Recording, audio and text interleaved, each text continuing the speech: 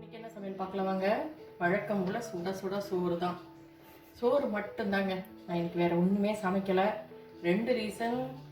கிச்சனில் நின்று சமைக்கவே முடியலைங்க. ரொம்ப அப்படியே மயக்கமாக வருது, வேர்த்து கொட்டி மயக்கமாக வருது. இன்னொன்று கால் வலி வேற ரொம்ப ஜாஸ்தி.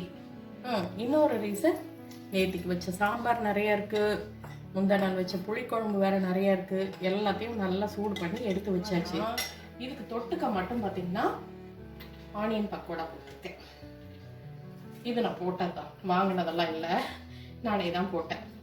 இது கூட மாம்பழம் தான் கொஞ்சம் காவெட்டாக இருந்தது, அதனால் கொஞ்சம் மிளகாத்தூளும் உப்புத்தூளும் சேர்த்து தூவி வச்சிருக்கேன். இன்னும் நல்லாயிருக்கும் தொட்டுக்கிறதுக்கு. அவ்வளோதாங்க. கூட ரசம் இருக்குது, தயிர் இருக்குது. அதுவே தேவையில்லை, இதுவே 2 குழம்பு இருக்குல்ல, அவ்வளோதான்.